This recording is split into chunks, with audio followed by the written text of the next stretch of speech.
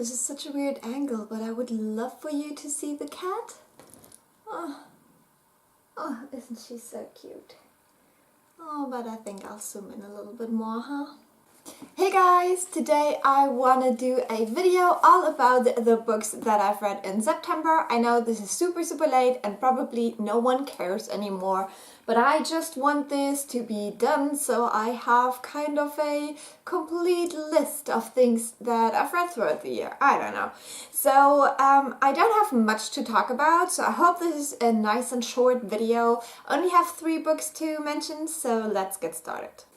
Now the first book I wanted to talk about is actually an audiobook, so I don't have a book here to show you, but it is The Hate You Give by Angie Thomas. Now listen to this on audio. I must say that I very much enjoyed it. It's definitely a hyped book, and I'm always a little bit scared with hyped books, but this one deserves the hype, to be honest. This is a book about Star, who is a girl that goes to a very fancy white school, but she herself is black and she lives in a black community that is, you know, very far from the lives of these white kids that she goes to school with. There's more cat. This is the main setting of the book, but the whole event that triggers everything that's happening is that one of her childhood friends is shot by a police officer, even though he was unarmed. And so this is a book that deals with the aftermath on very different levels. Like you see the family of the boy, you see Star's family, you see Star's struggles between her 2 very different lives, basically. You see how the white people deal with it, and it's just very interesting. And I think a book that even though it is YA, it doesn't feel YA, at least not for me. I felt like the topics that it dealt with were very easy to understand and not age specific. The only thing I had a problem with kind of was the ending when she went all like revolutionary. That was a touch too much for me personally. I don't know if this is really realistic. On the other hand, you know, we needed a little bit of drama for the end, because that's just how storytelling works, I guess. I am very much interested to see the movie. I don't think it has come out in my country yet, but I'm actually not sure because, yeah, I've not been keeping track of it. But I will watch the movie one day. But for the audiobook, I loved the narrator. It was an excellent audiobook and I can highly recommend it. If you're still one of those people that I've been for the longest time who have not read this book, then I would recommend the audiobook. Also, there's a new book of the author coming out soon-ish, and I'll definitely check that out as well, because I think she can definitely write. I did love the characters, I did love the relationships, and just the topics were very interesting to me, because since I'm not from America, this is something that I only know, you know, from news and stuff. So, yeah. That would be that. The next book I wanted to talk about is Eleanor Oliphant is Completely Fine by Gail Honeyman. This book I got when I was in Ireland in the spring, and I was really looking forward to this book. This is all about Eleanor, who is completely fine. She works in an office, and basically her weekends consist of 2 bottles of vodka. Oh, I can't talk, sorry.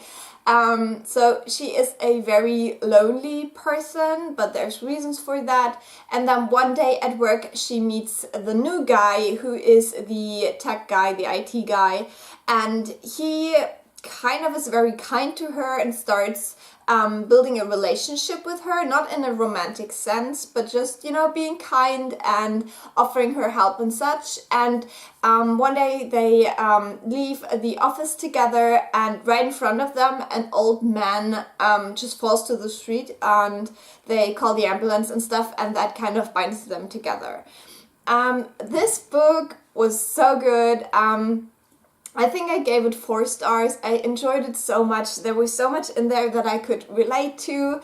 Eleanor has some thoughts about cats that were just, you know, just like if I would write a book, those thoughts about cats would be in there. Yeah, but it's also a tragic story, and even though I mean, there is a little bit of that mystery in it because you don't really know what happened to Eleanor because she doesn't remember. But I felt like it's not a mystery. Like, it's not that you read to find out what happened to her. I think it's very obvious what happened, and there is still that tiny little twist at the end. But I saw it coming. I think it was still well done. Because that was not the purpose, basically, of the book. It was not a mystery, and so it was very well done. I loved that this was not a romantic relationship that helped her, but a friendship.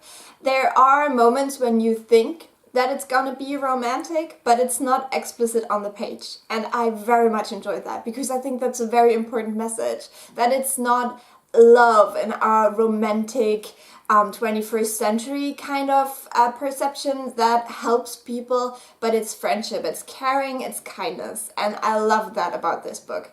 And so yeah, I think this is definitely well worth the read. And again, if you're one of the few people who have not read this book, definitely do it. I can highly recommend, especially if you are a young woman and you sometimes feel very lonely, because that is exactly what Eleanor is. And the last book I wanted to talk about, again, is a fabulous book I would highly recommend. You can see September was a great month.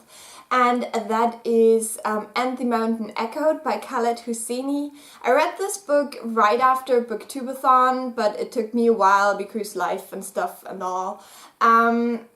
This book is very special in the way it is told. I feel like I've talked about this before, but you know, I don't know. If I have, I'm sorry.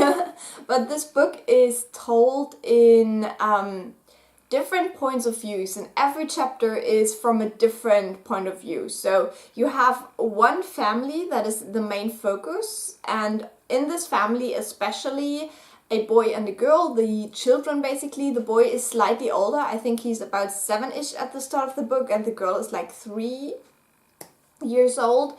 And it's basically about this family. They live in Afghanistan in a very, very small village, and everything develops from there. But we travel all over the world, we meet all kinds of people, but everything has to do with Afghanistan and with different views of Afghanistan as well. And this was very good. I love Khaled Hosseini. I think he's very good as a writer, and I will read everything that he puts out. I have this tiny little book right here. This is the newest one, and this is an illustrated, very short story, which I've not yet read. But yeah, I think he is a fantastic writer. I don't think that Auntie Mountain Echoed is his best book. I think 1,000 Splendid Suns is definitely better. So I gave this one, I think, 4 stars as well. There were chapters that just really captivated me, that were so touching. I cried during the first chapter and the third one, I think, because they were so brutal and so heart-wrenching, but other chapters just weren't that great and were not that interesting to me personally. So that's kind of what kept me from giving it a higher star rating. It was almost like a short story collection, but with that focus on the one family.